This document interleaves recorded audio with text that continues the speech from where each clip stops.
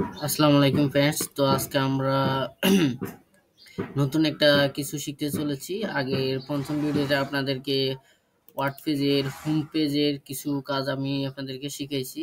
তো আজকে আমরা ওয়ার্ড পেজের কিছু কাজ শিখাবো। হোম পেজের এখানে আমার কিছু কাজ আছে, এটা দিয়ে আমি শিখাচ্ছি আপনাদেরকে, কারণ এই ফাইলের মধ্যে আমার কিছু কাজ রয়েছে। তো সর্বপ্রথম আমি কি করব, আপনাদেরকে এখানে আন্ডু অ্যান্ড বোল্ট এগুলা শেখানো হয়েছে। তো আজকে শিখবো কালারিং, শুধু কালারিং মাঝপথে বা কিভাবে কি করতে পারি এগুলা এগুলা আজকে কালারিং শিখাবো। তো সর্বপ্রথম আমি গোলাপটা সিলেক্ট করলাম। গোলাপটা সিলেক্ট করার পর আমি সর্বপ্রথম এটাই শিখেতেছি, এটা কি, এটা একটা যে কোনো লেখা আমি চাইতেছি একটা ডিজাইন করব সাধারণভাবে।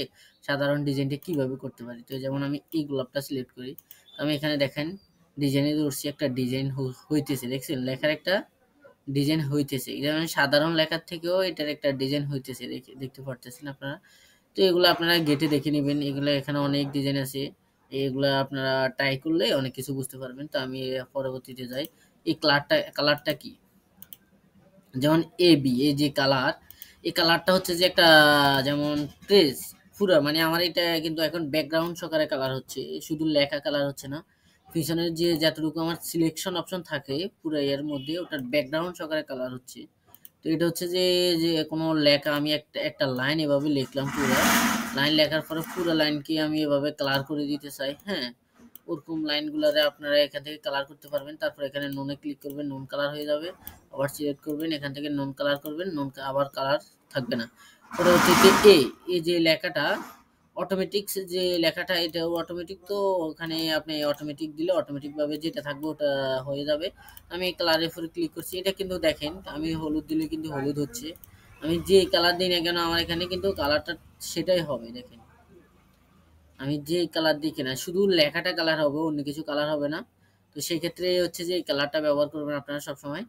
আর হচ্ছে যে কি, এ এই জিনিসটা আমি ইংরেজির মধ্যে আপনাদেরকে শিখাবো, কারণ এটা এখন এখান থেকে এ, পুরা বুঝাতে পারবো না, ইংলিশের মধ্যে আমি শিখাইতেছি। এটা কি ছোট বড় এ,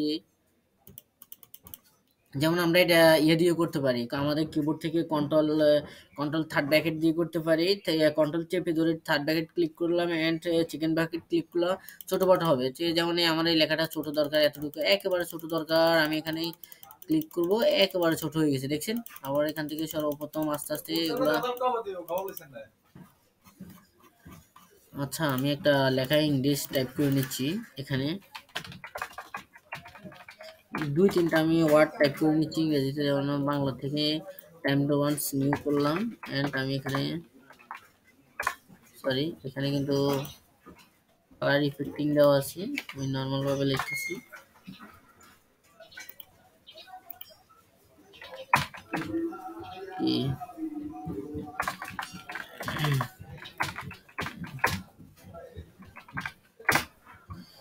যেমন আমি লিখছি আমার সোনার বাংলা, এই জিনিসটা আমি লিখতেছি, ওয়েট একটু আমি আবার এখান থেকে একটু ছোট করে নি, সরি বড় হচ্ছে, আমি একটু ছোট করে নিতেছি।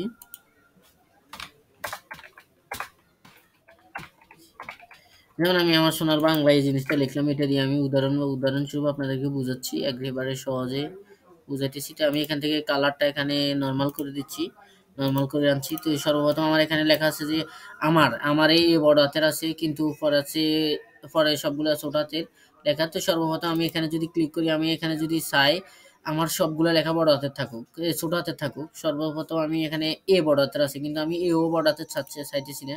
যেমন আমার এও ছোট হাতের হয়ে গেছে, সিলেক্ট করে আমি যতটুকু সিলেক্ট করব অতটুকুর মধ্যে হবে।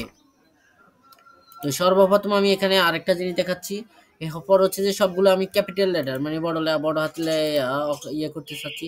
একটা পেজ আমি লেখা শেষ করলাম, এখন আমার এই লেখাটা আমি সবগুলো বড় হাতের লেখার প্রয়োজন, কিন্তু আমি ছোট হাতে লিখে ফেলছি, কিভাবে কি করতে পারি সেক্ষেত্রে।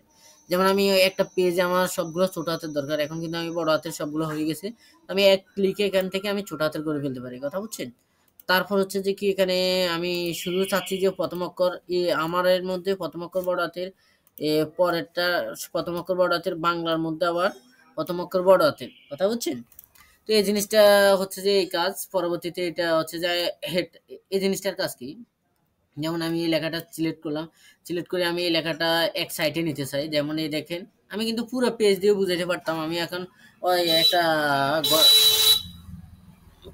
কলামের মধ্যে বুঝাইতেছি। তো পরবর্তীতে কলাম এগুলার কাজ শিখাবো, কিন্তু আমি এখন একটা কলামের মধ্যে বুঝাইতেছি। তো এটা দেখুন আমি আমার কলামের এই সাইডে কিন্তু লেখাটা রাখার প্রয়োজন, কিন্তু আমি এই লেখাটা এই সাইডে রাখতে পারতেছি।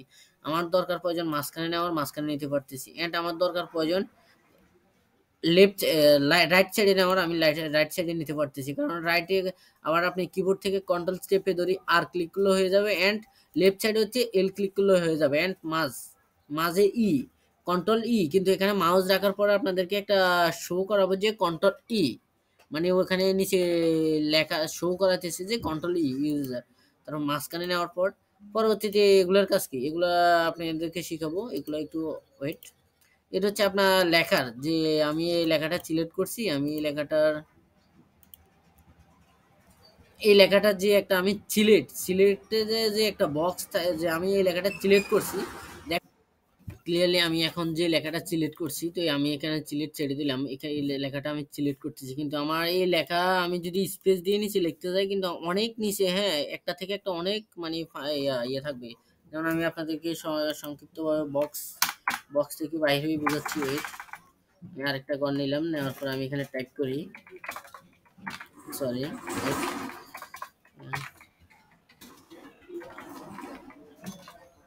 ভুল হচ্ছে কেন, হয়েছে আমার বাংলাদেশ। যেমন আমি এই লেখাটা সহজভাবে আমি এখান থেকে লিখলাম আমার বাংলাদেশ। যেমন আমি এই লেখাটা লিখলাম আমার বাংলাদেশ, তাই এখন আমি এই লেখাটা সিলেক্ট করছি, সিলেক্ট করার পরে আমি এখান থেকে যদি টু করে দিই, দেখেন আমার এই লেখাটা আমি স্পেস দিই, এক করে স্পেস দিলে কিন্তু অনেক নিচে আবার আরেকটা লেখা মাঝখান দিয়ে অনেক ফাঁকা জায়গায় রয়ে যায়। সেক্ষেত্রে আমি যদি চাই এই লেখাটা সিলেক্ট করি, যেন আমি যদি এখান থেকে এক করে দিই, দেখেন আমার লেখাটা কিন্তু অনেক উপরে উঠে গেছে, কিন্তু এখানে যদি আমি এক না দিয়ে যদি আরেকটু 0.5 করে দিই, তাহলে আমার লেখার নিচের লেখাটা কিন্তু অনেক দূরে চলে গেছে। আমি এখান থেকে 1.15 করে দিলাম, দেখেন আমার লেখাটা এখন স্পেস কিন্তু মাত্রা অনেক কমে গেছে, কিন্তু আমি এটা আরো সহজে আরো কমাইতে পারি। সেক্ষেত্রে আমি এখানে ক্লিক করি, এটা আমি কমাইতে পারি, ওগুলো আপনাদেরকে আমি পরবর্তীতে দেখাবো কিভাবে কি করব। এগুলো আমি এখান থেকে আরো মানে কম করতে পারি, তাই এখানে আমি হালকা একটু কমাইছি, এটা আমি আপনাদেরকে পরবর্তী একটা ভিডিওর মধ্যে এ টু জেড টু খুঁটিনাটি ওগুলো শিখিয়ে দিব। তো তারপর হচ্ছে যে কি এখানে এটা কি, যেমন এখানে কিন্তু দুইটা লাইন, এই দুইটা লাইন দেখেন, আমি এখানে আমার বাংলাদেশ এন্ড লিখছি ক ক, মানে একটা আপনাদেরকে বোঝানোর জন্য সংক্ষিপ্ত ইয়ে দিয়ে দেওয়া হয়েছে। তো আমি চাচ্ছি যে এভাবে আমি কোনো একটা, এটা কিন্তু প্রশ্নের ক্ষেত্রে অনেক কাজে হচ্ছে, 1 2 দিয়ে আমি কোনো প্রশ্ন লিখতে হয়, ABCD দিয়ে কোনো একটা ইয়ে লিখতে হয়, হ্যাঁ। তো আপনারা ABCD এগুলো ব্যবহার করতে পারেন, যেটা ব্যবহার করেন না কেন, হ্যাঁ। তো আমি 1 2 ব্যবহার করলে করতে পারি, এখান থেকে যাই আমি এখান থেকে যে কোনো চিহ্ন ব্যবহার করলে করতে পারি, কথা আপনারা যাই মন চায় তাই ব্যবহার করবেন। তো আজ এই পর্যন্ত, পরবর্তীতে আপনাদেরকে এখানে পয়েন্ট রিপ্লেস সিলেকশন এই জিনিসগুলো শিখিয়ে দিব। এন্ড পরে চলে যাব আমরা ইনসেট, আমরা পরবর্তীতে যাব ইনসেটের মধ্যে, এরপরে ডিজাইন আর পেজ লেআউট, এগুলো আমি একে একে শিখাবো। তো ধন্যবাদ, আসসালামু আলাইকুম।